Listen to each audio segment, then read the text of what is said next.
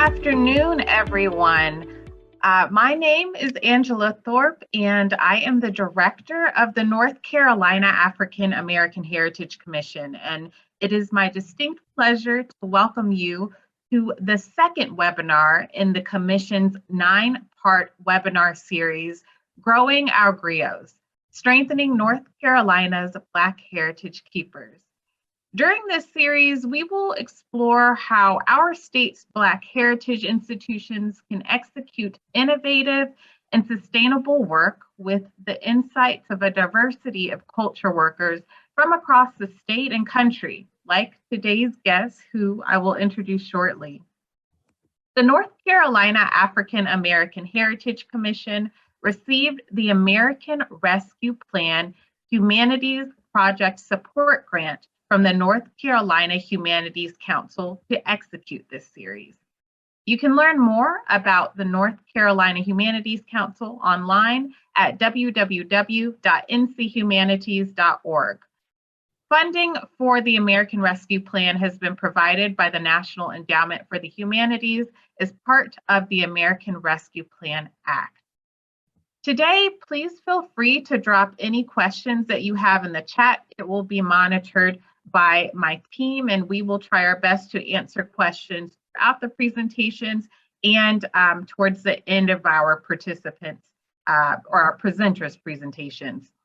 I also want to thank the members of my team that made today possible. Adrienne Berney, Associate Director of the North Carolina African American Heritage Commission, Miranda Clinton, who is a graduate student in North Carolina State University's Public History Program, and Miranda's work is being funded through this grant. I want to also offer a special hello to John Cooper, B. Pearson, Catalina Lopez, and Winifred Curie, graduate students and undergraduate students at UNC Greensboro, Wake Forest University, Belmont Abbey College, and Winston-Salem State University, respectively. And they are all joining us due to this funding as well. I'll also note that today's recording will be available following the webinar, and all participants will receive a link in the coming days. As a note, the next webinar in this series will take place on Thursday, May 12th at 1:00 p.m. We'll be having a conversation with a leading educator and historian from Eastern North Carolina on the significance of place-based content in teaching Black history.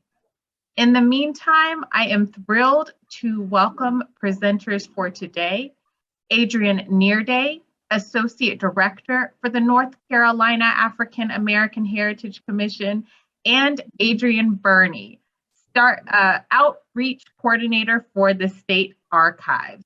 And each of their bios is available online via the Commission's website. Without further ado, please take it away. Wonderful. Thank you so much, Angela, for the introduction. And thank you all for joining us this afternoon. It is a rare occasion that you get two Adriennes as your presenters. So it's our pleasure to join you today. So in terms of today's presentation, Emergency Preparedness and Collections Management for African American Cultural Spaces, we have divided this into basically two sections. First, we'll be focusing more on collections management, and then we'll transition to the emergency preparedness portion. And we recognize that we've got a relatively short period of time together today. So we're going to be going through a whole wealth of information. Again, if you do have any questions throughout the presentation, feel free to leave them in the chat, particularly if it's something that you're facing at your institution. I think it'll be helpful for other folks to tune in as well. Let's see if we can get this to advance.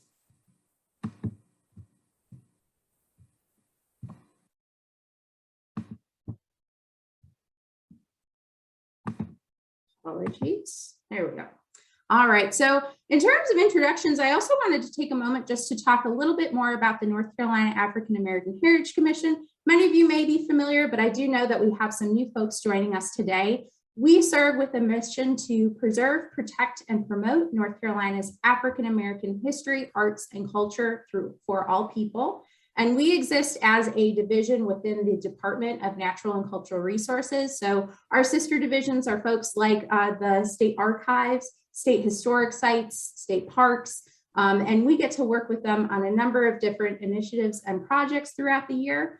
Additionally, a lot of our work looks like what we're doing here today. So supporting you all, who we consider our cultural heritage practitioners across the field. So providing professional development opportunities like this webinar series, as well as we really see strength in using our networks to connect folks who are doing this like work. And last but not least, we also have a number of initiatives that you might be familiar with. The North Carolina Green Book Project, as well as the North Carolina Civil Rights Trail. And if you're interested in finding out any more about those initiatives, I do invite you to take a look at our website, aahc.nc.gov.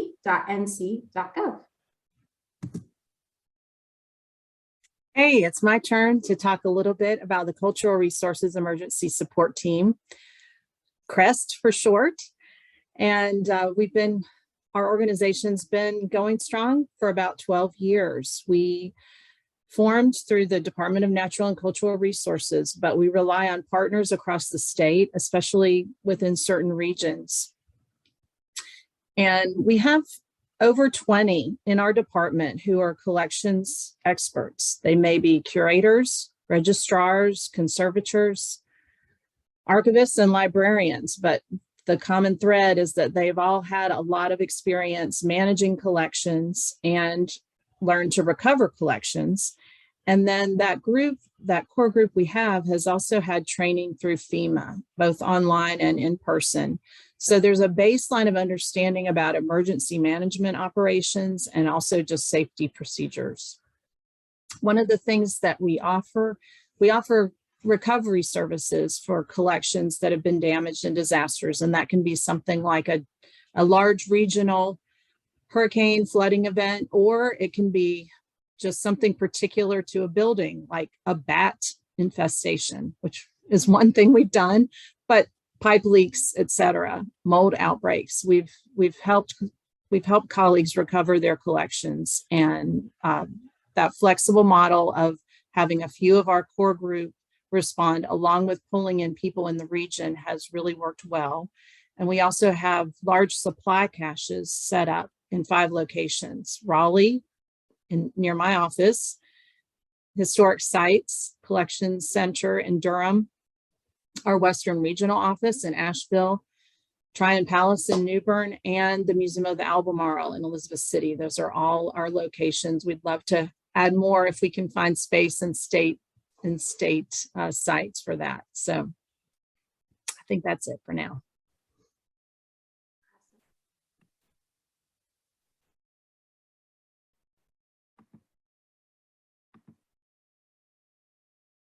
Okay, so it's still my turn.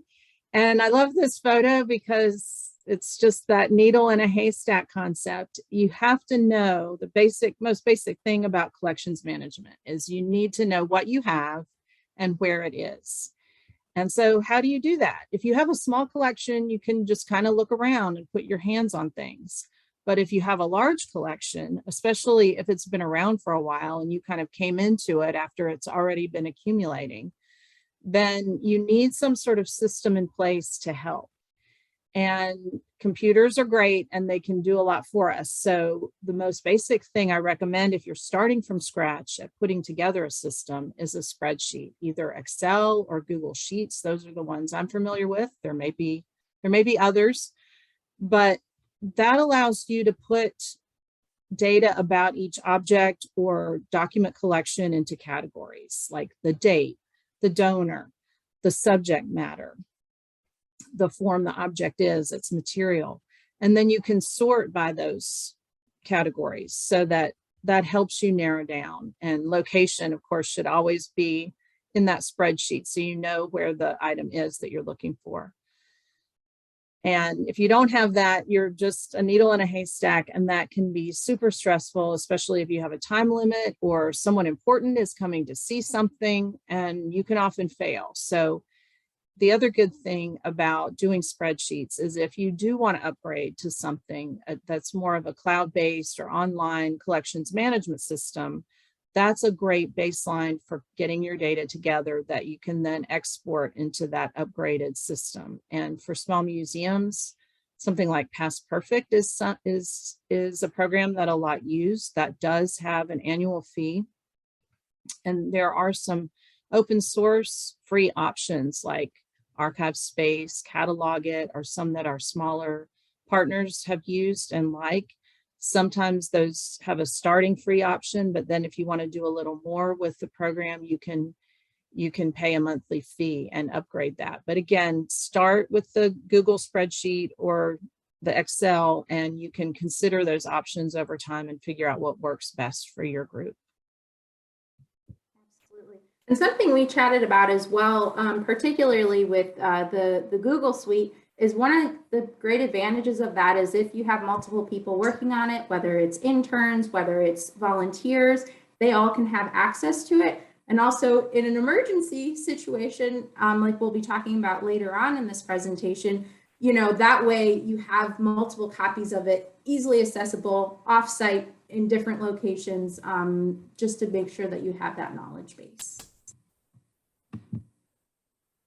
Now, in terms of the types of records that are helpful to make sure that you maintain for your collection, bare minimum, we highly recommend keeping track of your deeds of gift, your object history form, as well as loan documentation forms. And we do have examples of this in the next several slides of the presentation, but also saved on a Google folder that we will be sending out with the recording, as well as I believe Miranda will be able to share that in the chat for us during today's presentation.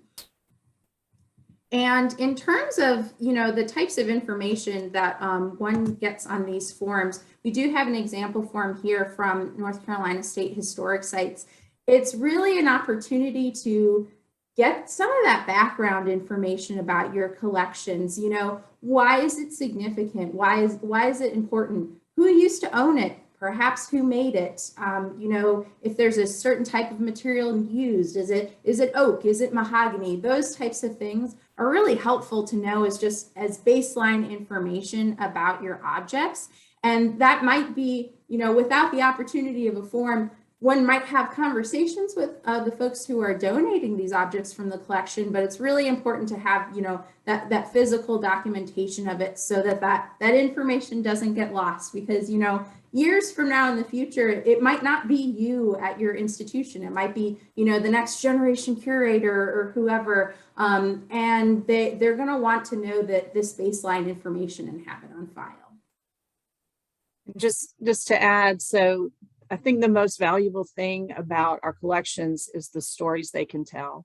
And if you don't capture that right at the beginning, like Adrienne said, it's easy to lose track of those stories, even if you are keeping track of your objects. A lot of times, those of us who've worked in museums and archives talk about a drive-by drop-off. Someone wants to get rid of something, clean out their house. I think this might have been happening during COVID when people were home and had time to sort. And they'll just, oh, the museum or the archives wants this, and drop it off. And so your volunteers, your front-facing employees need to know this form is what you do. You grab the person who's trying to do the drive-by drop-off and get them to sit down and fill out this type of form to the best of their ability. Now, this one's pretty detailed, and I think it's in total like 4 pages. So it continues after the screenshot we have. You don't have to have anything this detailed, but you can use it as a baseline to figure out what you need for your institution. But the main thing is capturing that story and contact information for who dropped it off and the date. So you have that paper trail. So that's all a really good first thing. That way your board, your other stakeholders have some information to make an informed decision about whether they want to formally accession it or bring it into the collection. Absolutely. And I want to emphasize what Adrienne said about like getting it as soon as things kind of make their way towards your doorstep, because, you know, if you don't get that paperwork as it's making its way in, the challenge of following back up with people who say, oh, well, I dropped it off. It's yours now. Not to worry. Not my business anymore. It's really important to get that at the get-go. So we have a couple of other examples of forms, deed of gift forms from both the Office of State Archaeology as well as UNCG's University Library forms. And both of these vary just a little bit, but again, getting kind of that baseline information about them. I think particularly with this, getting a good description of the objects as well as its condition. I also really recommend making sure that you're getting photos of these objects as they're making their way in their doorstep, in your door. Just again, for record, for the future, you know, that way years from now when someone's wondering, gosh, you know, was this paint chipped when it came to us? Is there maybe something happening in the conditions of our collection storage that we should be keeping an eye on? Just kind of baseline knowledge and information that is helpful. As well, this is the paperwork that formally states the ownership as passing from one individual to another. So, you know, in terms of taking like that legal responsibility of these physical artifacts, that like this is the moment, this is the paperwork that makes that happen. Because otherwise, if you don't get this signed, then you start having to worry about abandoned property laws and all kinds of things like that, and objects kind of sitting and waiting. And this way that kind of clears this up from the get-go, you know, if your museum does decide to accession an artifact in the first place. Yeah, and the only thing I would add is that transfer of copyright aspect of the UNCG form. That's not such the case with artifact collections, but if you have photographs, sometimes I know in the State Archives collection, for instance, we have some materials from the News and Observer, and we don't own the copyright. They've retained it. So there might be a reason at some point that you want to do that. But for most situations, you want to try to get the copyright transferred to you if that's possible.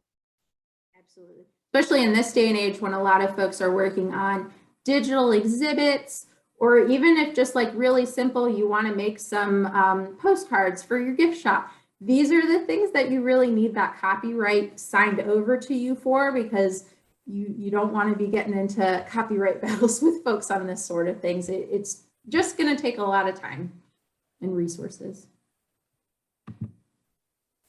So we also have an example here of a loan agreement form from the State Archives of North Carolina. So it's really crucially important to make sure that you get, you know, everything surrounding loans kind of written out to the T, from, you know, who's the contact person that's being associated with this loan, how long it is, perhaps what this specific intentions for this loan are. Again, this is one of those pieces of paperwork for, you know, say someone's going to retire, say someone's going to transfer on to another position, and these loans are left with your institution. Someone's going to want to be able to get these artifacts back to folks. So it's really important to have all of that information surrounding it. I know that this also has a line about reproduction and credit. Sometimes you might be in a situation where the lender would allow reproduction, like whether that be on if you're creating like a pamphlet for a specific exhibit, that's a possibility, or that might be something that they're not interested in doing with you. These are things just to keep in mind as you're looking at these forms. And we do highly recommend avoiding long-term loans. So kind of as the slide said, if it's not a headache yet, it will be. Just for a whole host of different reasons. So, you know, whether that be, again, a case where someone might pass away, they might move across the country. It might be hard to figure out how to get that object back to whoever owns it. Sometimes there can be situations where people view these long-term loans as, I'm just dropping it off to the museum as kind of a free storage situation. And you don't really want to have to deal with that. It also, you know, space is limited in many institutions, whether that be on exhibit or behind the scenes in storage. If you have artifacts that don't belong to you taking up your storage, that might limit the types of artifacts and things that you'll be able to take on in the future. So you don't need to be wasting your space on artifacts that just don't belong to you. I know previously a museum that I worked out in western half of North Carolina, a lot of our exhibits were based off of long-term loans. And this allowed us to have some really neat, special, one-of-a-kind artifacts. But at the same time, it was a lot to deal with the paperwork for them. We didn't have a great system in place. We had like a binder that was just absolutely full of all of these artifacts that was difficult to keep track of. It was difficult to know when one of them was going to be expiring. And we also came to find that it wasn't necessarily a guarantee that the loans would be renewed. So we had built entire exhibits and graphics and panels and everything surrounding these artifacts that didn't belong to us and might not for you know, the foreseeable future. So it was always kind of up in the air of what that might look like. Also, in the case of that museum, we were in a situation where we stewarded the collection of a museum that had closed down, and that museum had done long-term loans as well. And in that case, you know, I had a man in the community come up and say, hey, you know, I loaned this artifact to that old museum. Like, can I have it back now? It was loaned. And me being the, you know, curator and collections manager, kind of like, oh gosh, yes, that's our responsibility now. Here, let me dig through and see what I can find. I was not able to find, you know, all of the paperwork surrounding it. You know, it was just like one piece of paper that was like, oh, loan from so-and-so in 1970 something. So it's just really important to be able to cover your bases, make sure that you have as much paperwork as possible. Again, always kind of thinking towards the future. It might not be you that's dealing with this paperwork. It might be someone else's mess, and we want to try to limit that where we can.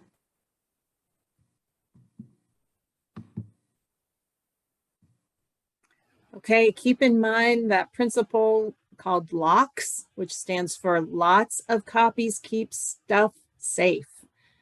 I'm from the 1900s. My daughters remind me of that regularly, and I still like to have hard copies. So I recommend a fireproof file cabinet for hard copies of these essential documents, and that also gives you a place to put any research materials related to specific collections or artifacts.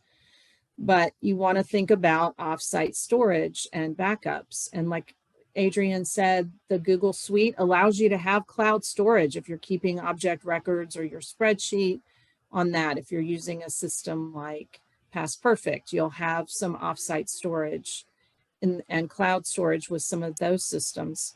But if you don't have that, if you're using Excel, minimum, get a flash drive and make sure you update it regularly. And that means maybe quarterly, I think might be reasonable for that, more often if you can. A portable server is another option, but a little bulkier than some of these others. But those are all possibilities. Just make sure you have something and that off-site, and that's great preparation for your records, because those are very important for many reasons, for the story and for that legal ownership that Adrienne's been talking about.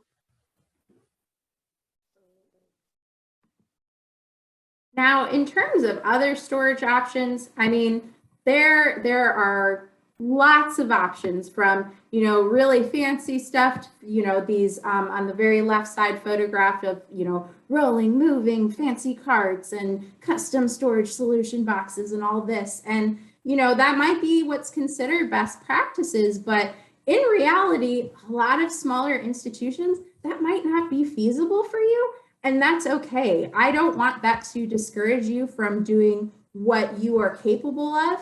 At the end of the day, a lot of people, you know, of the thought, if you can keep it somewhere that's, you know, a consistent temperature, that's cool, that's dry, that is an excellent first start. And all of the other pieces can kind of come in place after that. And I do want to encourage, you know, just because you have something that's not like custom made specifically for museum collections, that doesn't mean that it won't work just as well. You know, if you are in a situation where you can't have custom shelving, those in the second photo from the left, you know, those kind of baker's wire rack shelving that you can get at, you know, Home Depot or Sam's Club and things like that, those can certainly work just as well to be holding boxes.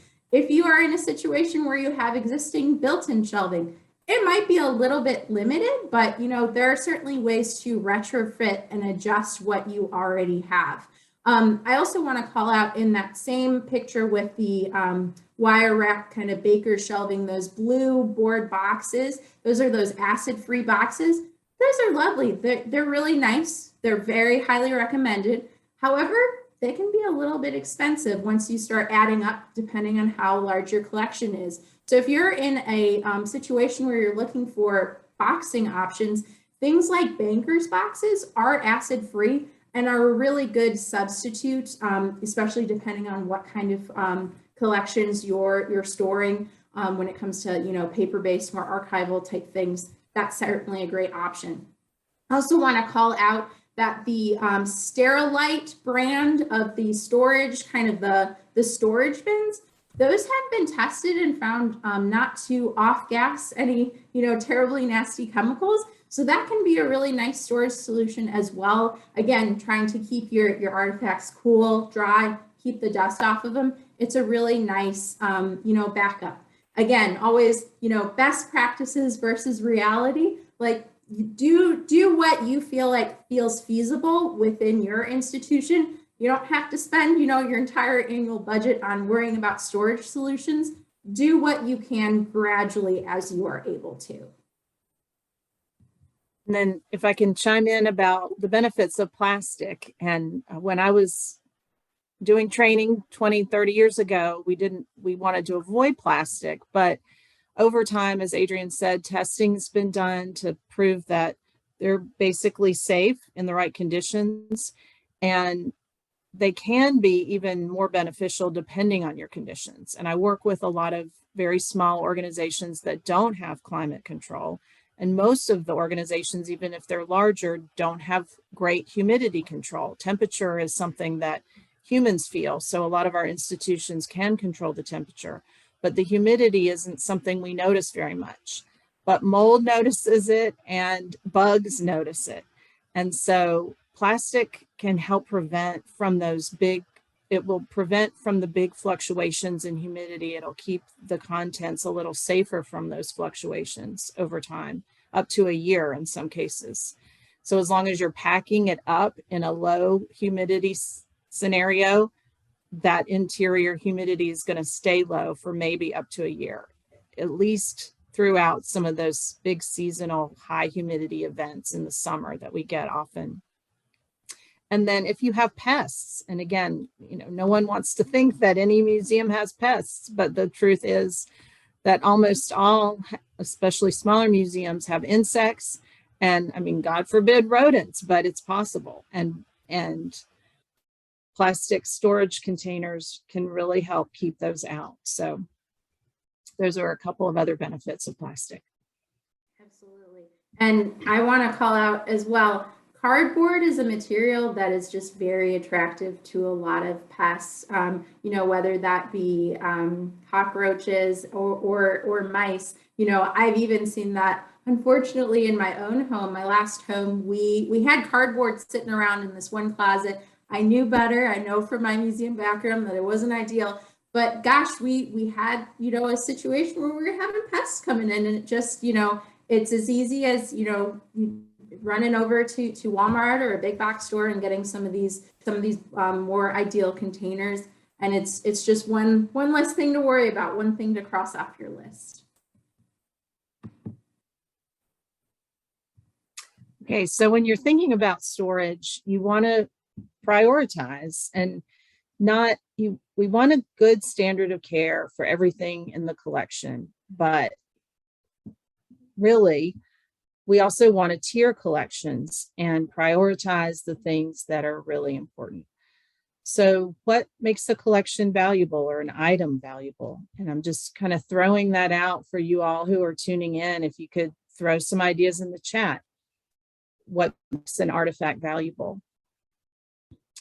One thing is if it has precious gems or precious metals, we know that on the market, no matter what shape it's in, those things have value because they can be reused and turned into something else. Any other ideas about that? What makes an object or a record group valuable? if it's limited. Okay, Catalina said that, and that's a great idea. Like it's a one of a kind thing, or it's a limited edition, so there just aren't that many. And that's a great idea. And so it's kind of, it has, oops. go ahead. Whenever it has, you know, really, who it's donated by, that's a great one, Miranda. Also, you know, depending on ties to your institution, whether that's your mission or perhaps you have a founder that left, you know, it might just be a couple of photographs. That might be really valuable to your particular institution. Absolutely. That mission and the connection to the mission, and like Miranda said, the person that it's associated with, whether donation or use, I mean, all of that is the stories it can tell. So think about what those few things are that really speak to your institutional mission and the stories that you're trying to tell. Maybe essential for groundbreaking research. Yes, that's a great idea. And I'm thinking now of the Science Museum, where some of their collections are really evidence about climate change and species that maybe once existed, like the Carolina parakeet, and now are extinct. And they have things in their collection that scientists can study to find out about the past of the species.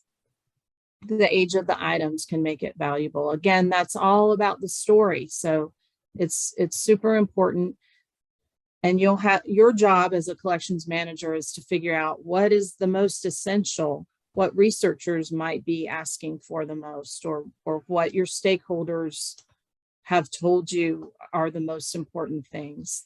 Everyone can weigh in your community, whether it's users or governance people, donors, and you can come up with that small list, either mentally or more officially, which you might want to do for disaster preparedness. We'll be talking about that later. But put more of your time and energy into creating optimal storage for those top priorities. Absolutely, which leads us right into our next slide. Oops, not if I advance too many. Not everything deserves what Adrienne Berney refers to as the Cadillac treatment. You know, you might decide that there are artifacts in your collection, you know, that are the most valuable, whether it be, you know, because of their story or because they're literally gems and gold and things like that. But so, you know, if you only have this many resources to take care of your collections this year, you might want to have an eye towards giving what you can afford that Cadillac treatment, that A+, you know, A-list kind of a situation. It might be a case too where it is your most valuable and you determine, oh gosh, this might be something that benefits from a conservator taking a look at it, seeing if there's treatment necessary. You know, you're not going to be able to afford to give treatment to all 18,000 objects in your collection, but maybe this year you can afford to do one, you can afford to box this one, and then kind of prioritize for the next year and work your way down the line. I think it's a really good way to kind of plan more strategically for your collections, especially. I know a lot of times in museums, we talk about, you know, the strategic planning for, you know, groundbreaking exhibits and new buildings and this, and this, but I think that strategic planning also very much needs to apply to your collections management and care. You know, resources are limited. So start with what you have and kind of work your way along. Again, you know, those things that might be what you decide are lower priority, if they're in a cool, dry spot, they'll probably just be fine sitting there for, you know, several years until you're able to address it in the future. And that's just, you know, you're doing the best you can with what you have where you are, kind of a situation.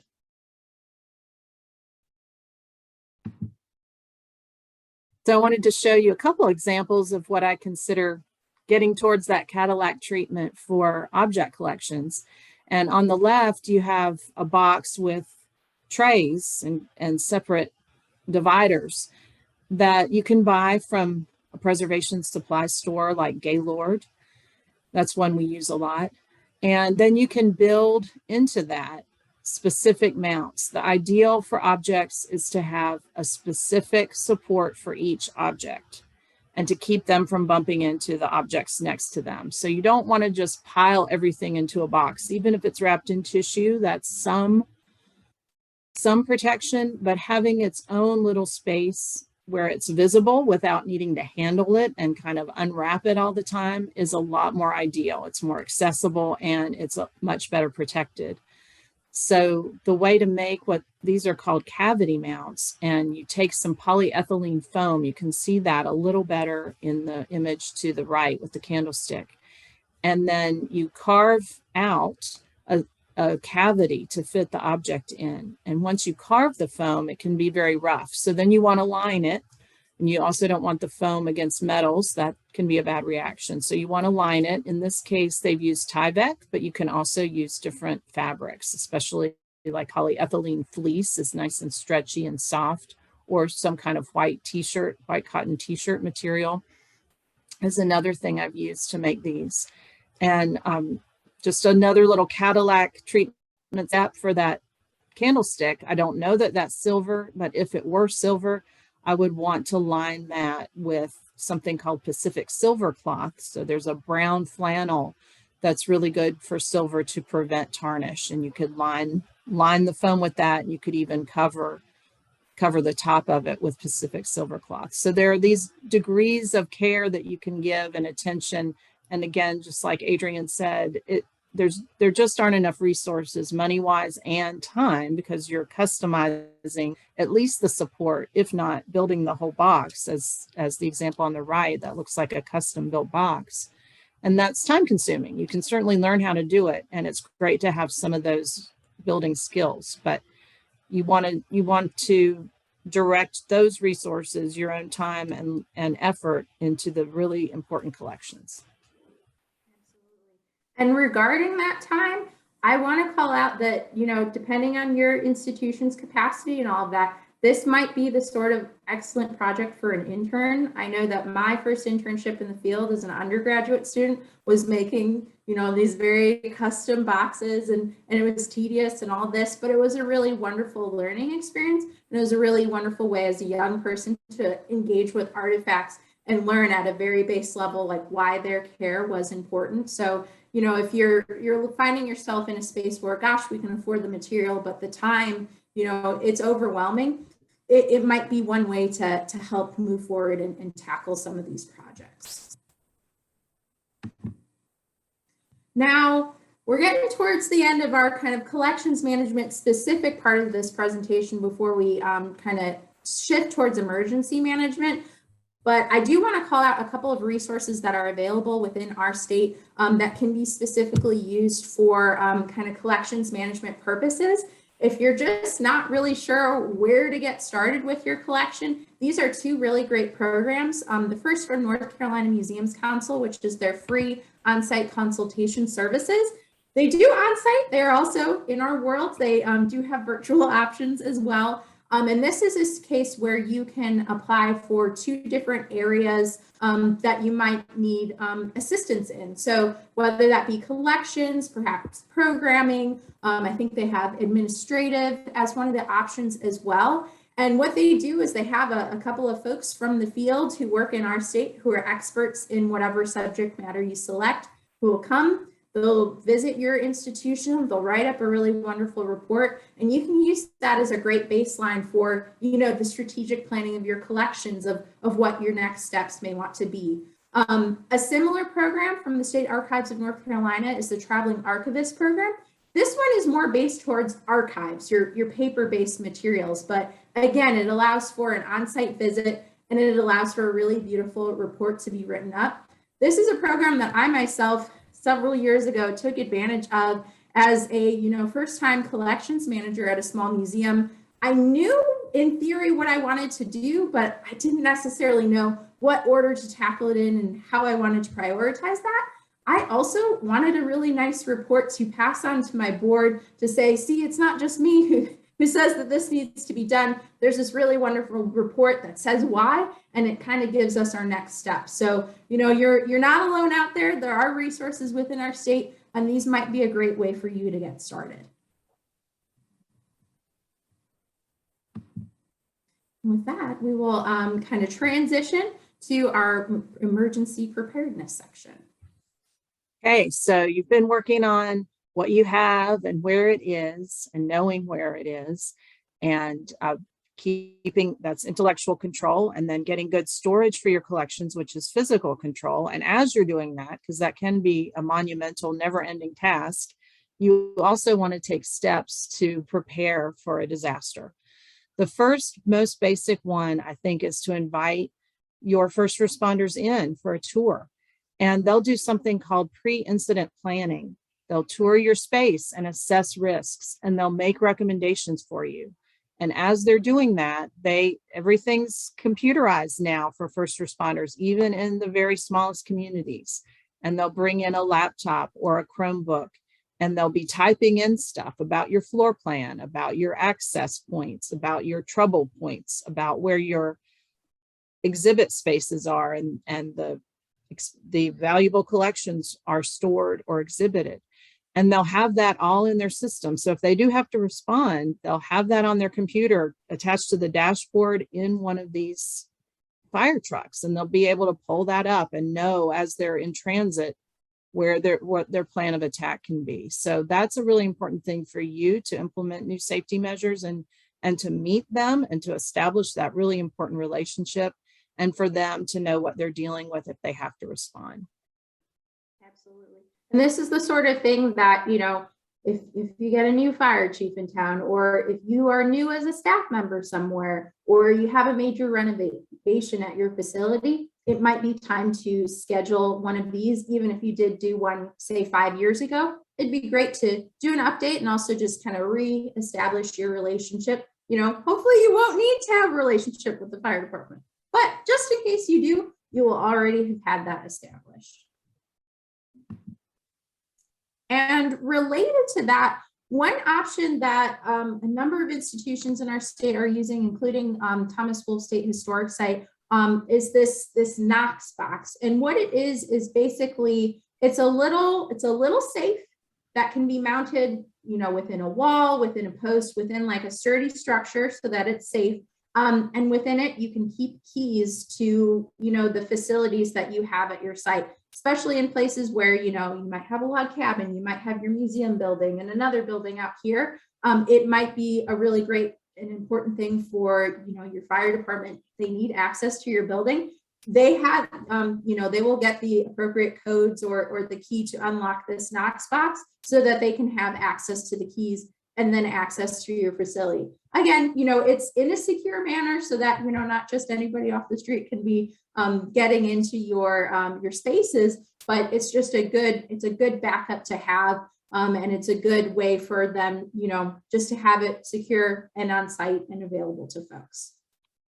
And you can also keep floor plans in there with specific instructions for them. For instance, you might have a historic house, you might have one original window left and the rest have all been replaced. You can put that kind of information in there as a reminder.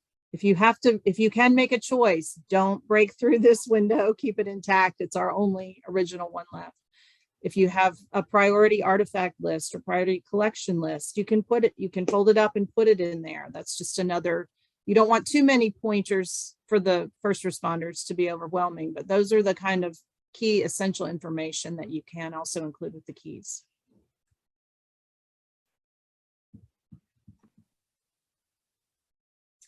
And so then the next basic step after interfacing with your emergency responders is to put together a pocket response plan.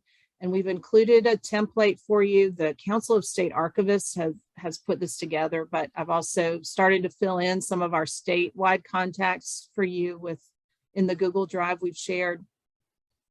This prints out on a legal size paper. So the idea is for you to fill in the emergency contacts for your institution, your staff, your volunteers, your board members, your insurance agent, etc., your first responders, of course, and fold it up and put it in what the example is a small Tyvek envelope. It's a credit card cover size. So you can get that either from the Council of State Archivists, you can get something very similar from an office supply store, or you can use a plastic name tag holder that you've gotten from a conference. Any of those things just makes it sturdier, more waterproof.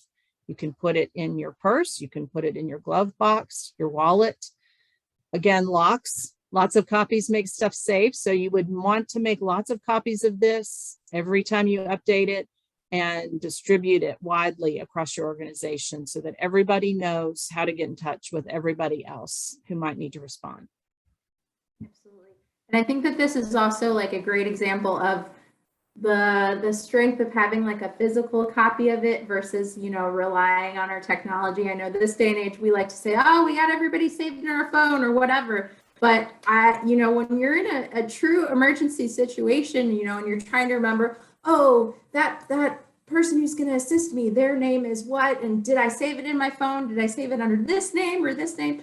Rather than worrying about all of this, you know, if you have this on hand in your purse or in your wallet or something, you just pull it out and there's no questions. You've got the hard copy of it and you're ready to go. Now, this is another space where networks are super important. You know, we recognize that in an emergency situation, you might not have the resources and the manpower to be able to act. So first, we want to call out the National Heritage Responders Emergency Helpline. So that's certainly something that's accessible and available. We have their phone number listed here as well as their email address. But I do really want to lean into these local resources that we have available in our state. CREST, which Adrienne spoke on earlier, has regional contacts as well as supply caches available across the state. So if you find yourself in a situation where, you know, even if it's just like, the basement flooded, it was an HVAC issue and something was draining or whatever, it doesn't have to be a hurricane where one could request assistance in this case. And sometimes too, even if it's a situation where, we have the bodies in line, but, you know, I just want to talk to someone and reach out and make sure we're on the right page. That's what these resources can be available for as well. And last but not least, I want to call out local support. You very likely, even if you're in a small town, you might be in a regional area that has nearby museums, libraries, universities, people who have, you know, some knowledge and some resources that might be available to you. I do encourage you to lean into your museum community. There are these regional networks of CREST that exist throughout the state. There is MACRN, which is the Mountain Area Network. There's PACRN, which is kind of the Charlotte regional area. And then I believe, there's like a Triangle Area Network as well. Tri-ACRN. Yes. So there are networks that already exist that are available to lean into. So do not feel alone if you find yourself in some sort of a situation.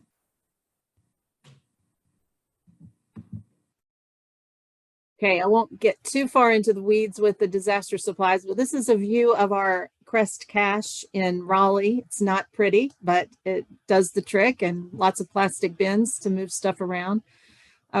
Concentrate for yourself, though, on getting things equipment like fans, and also just sort of starter kits for things you know you'd likely need. And most disasters involve water, so getting some rinsing, drying materials is very important. And then also think about starter kits for those supplies that that could be hard to come by.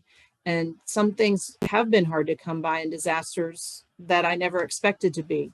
One example is after Florence, which really hit Southeast North Carolina, you could not get plastic bins anywhere. Walmart's and all the other big box stores were sold out.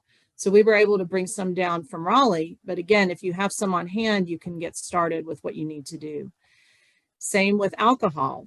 Who knew rubbing alcohol would be hard to get until COVID? And then you couldn't find it anywhere. It was off the shelf. So and PPE, same thing. So keep a small supply of those things to get your own staff started before reinforcements can come in. And some of these things you can crowdsource. I love crowdsourcing white cotton rags from t-shirts, from people that are discarding their t-shirt. You can wash them and cut out the parts that still work, that aren't stained, that aren't ripped. I mean, you need to rip them, but the t-shirt's no longer in use for that reason. So that's the type of thing you can crowdsource. Absolutely. And I do want to call out specifically Soot sponges and alcohol as really valuable resources to have on hand. Relatively inexpensive. The soot sponges in particular, you can cut them in half and get double the use out of it. Soot is, depending on what emergency situation you might find yourself in, it's a really acidic, nasty material to have on your artifacts, your collection. So it's a really nice tool to make sure you have on hand that can kind of, very sensitively, delicately remove that soot from objects, because that would certainly be something that might be a priority in these situations. But also for mold. I've been using it a lot more for mold because we have that all the time with recovery situations now.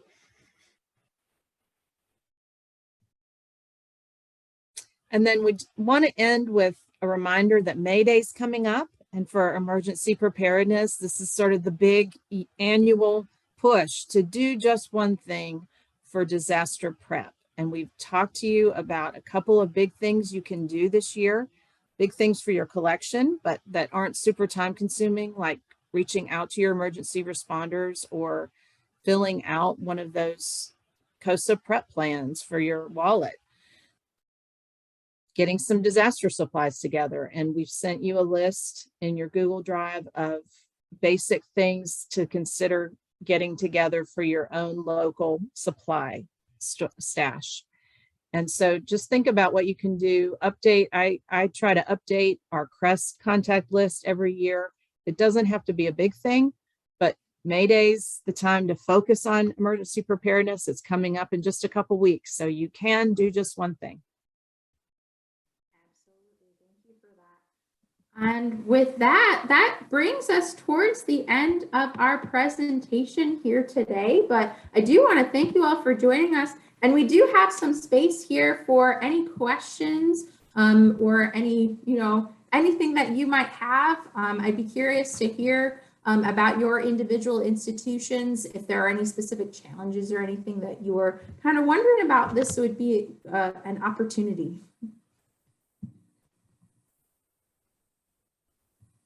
I'll also highlight as well that Miranda had shared this, but I'm going to share it again, that Google Drive folder that we had referenced throughout the presentation with the examples of the different paperwork and all of that you might want to take a look at. I did just share that again in the chat to have that readily available for you.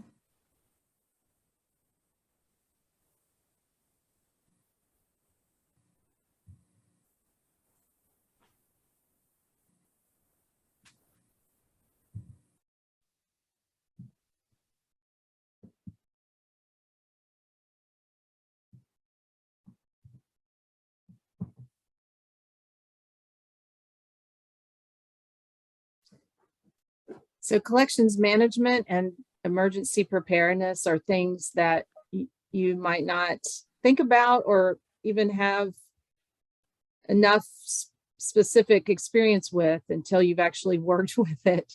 It's all pretty overwhelming. It's a big topic, but we appreciate you all tuning in to get a little introduction to those topics, and hopefully you've gained an understanding to all the facets involved, because you don't necessarily know that or think about it when you're visiting museums.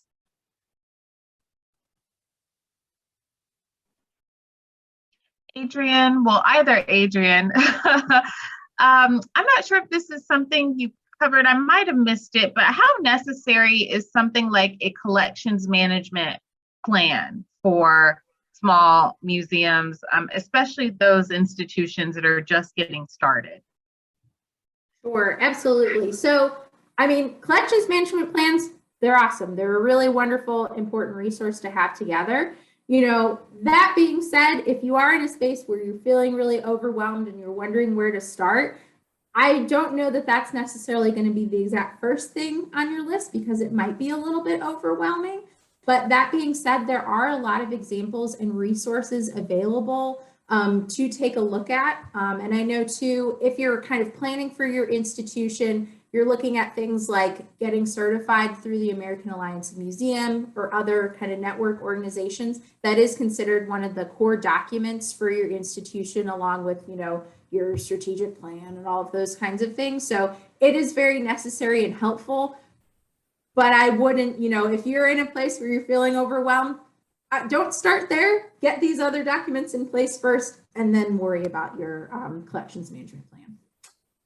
And I totally agree. I would add that a collections policy can be helpful for those drive-by drop-offs, because that's going to help you lay out in writing with all your stakeholders' approval what we collect, what stories we want to tell, and what can relate to that.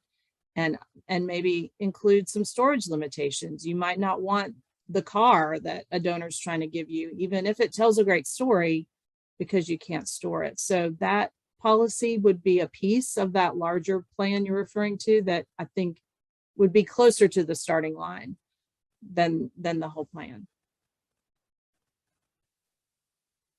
Thank you, Adrienne, for your presentation. I do have one question. What would be the significance in insuring for emergency preparedness and looking at different insurance policies? Would it be best to do a general overall type of insurance plan, or should there be specific insurances against water, fire, things of that nature? You want me to take this, Adrienne? You can lead off and I'll Okay, so a lot of some of the smaller organizations I've worked with over time will have general liability insurance. I think everybody knows they need that for their visitors.